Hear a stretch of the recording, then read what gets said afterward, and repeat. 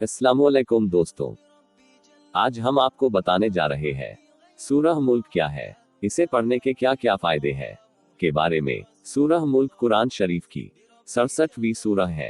यह कुरान शरीफ के 29वें पारे में मौजूद है।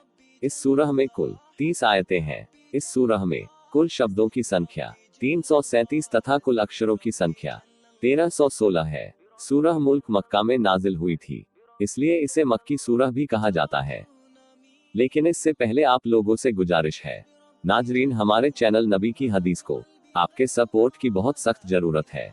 इसलिए हमारे चैनल नबी की हदीस को सब्सक्राइब कर ले और घंटी के बटन को भी दबा दे, ताकि जब भी हम अपने चैनल पर कोई हदीस या वजीफे की वीडियो डाले तो आपको नोटिफिकेशन मिल जाए। सूरह मुल्क में किस बात पर जोर दिया गया है? इस सूरह में अल्लाह ने इस बात पर जोर दिया है कि कोई भी इंसान अपनी मनमानी नहीं कर सकता, यानी इंसान अपनी इच्छा दूसरे लोगों पर नहीं थोप सकता, उससे जबरदस्ती काम नहीं करवा सकता। वह सिर्फ हुक्म दे सकता है। अगर कोई हुक्म नहीं माने तो कोई उससे जबरदस्ती नहीं कर सकता। सूरह मुल्क पढ़ने के क्या फायदे हैं?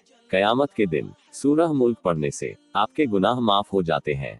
एक हदीस के मुताबिक पैगंबर हजरत मोहम्मद सल्लल्लाहु अलैहि वसल्लम ने लोगों से हर रात को बिस्तर पर जाने से पहले सूरह मुल्क को पढ़ने की नसीहत दी थी। उन्होंने कहा था कि ऐसा करने से आपको कब्र के अजाबों से निजात मिलेगी। सूरह मुल्क पाबंदी से पढ़ने वाले शख्स के लिए जन्नत के दरवाजे खुल जाते हैं। सूरह मुल्क रोजाना पाबंदी से पढ़ने वाला शख्स अल्लाह की तरफ से इनाम का हकदार होगा। सूरह मुल्क हमारे ईमान की हिफाजत करती है और हमें सही रास्तों पर जाने की नसीहत देती है। जो शख्स हर रात को सूरह मुल्क पढ़कर सोएगा, उसकी हिफाजत एक फरिश्ता करेगा। वह रात भर उसे बुरे वसवसे से बचाएगा। सूरह मुल्क पढ़ने वाला शख्स कभी गुमराह नहीं होगा, अल्लाह उसे गुमराही से बचाएगा। सूरह मुल्क पढ़ने से आपकी दुआ जल्द कबूल होती है। जिंदगी में हौसला बढ़ाने के लिए रोजाना सूरह मुल्क की तिलावत किया करे। सूरह मुल्क को पढ़ने से आपका दिल और दिमाग शांत रहता है, दिमाग से टेंशन निकल जाती है और जिंदगी में खुशहाली आती है। सूरह मुल्क को कैसे याद किया जाए? वैसे तो कुरान की कोई भी आयत या सूरह को याद करना मुश्किल नहीं है। हर सूरह को याद करना आसान है, बशर्ते आपका दिल और दिमाग सिर्फ अल्लाह की तरफ होना चाहिए। कुरान की हर सूरह को अगर कोई शख्स दिल से पढ़ता है तो वह सूरह उसको अपने आप याद हो ही जाती है। फिर भी हम आपको बता देते हैं कि सूरह मुल्क को याद कैसे कर सकते हैं। सबसे पहले तो सूरह मुल्क पढ़ने का एक वक्त तय कीजिए। ऐसा वक्त जिसमें आपके दिमाग में कोई दूसरी चीज न चल रही हो। ज्यादातर ऐसा वक्त रात में होता है या सुबह जल्दी का वक्त होता है। फिर भी आप अपनी सहूलियत के हिसाब से ऐसा कोई एक वक्त निकाल ले। उस वक्त पर रोजाना सूरह मुल्क की तिलावत करे और उसकी हर लाइन को धीरे धीरे तसल्ली से पढ़े। इंशाअल्लाह आपको सूरह मुल्क जल्द ही याद हो जाएगी। इसके अलावा आप दिन में कभी भी सूरह मुल्क को सुना करें। इससे आपको इस सूरह को याद करने में और आसानी हो जाएगी।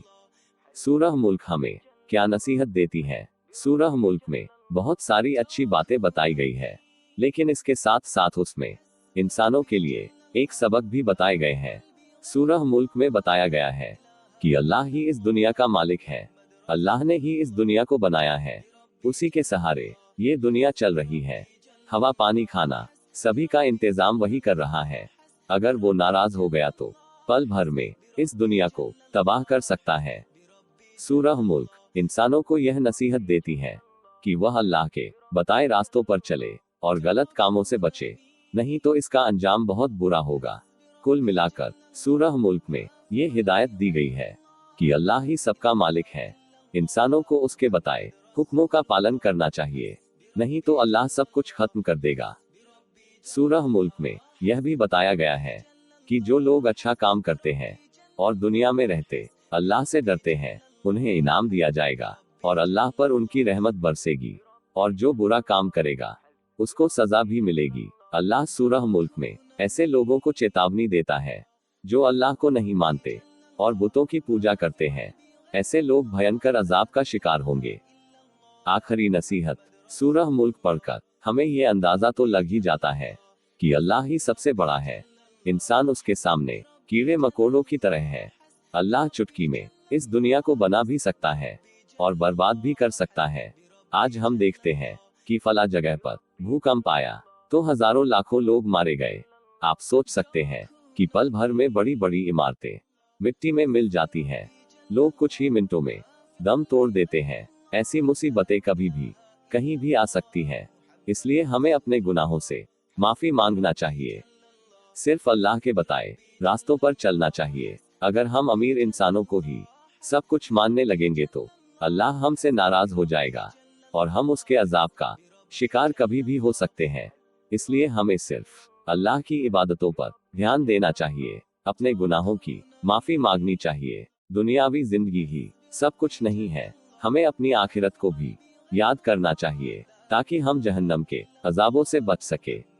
सुभान अल्लाह। अल्लाह ताला मुझे और तुम्हें कहने सुनने से ज्यादा अमल करने की तौफीक अता फरमाए। आमीन। खुदा हाफिज दोस्तों।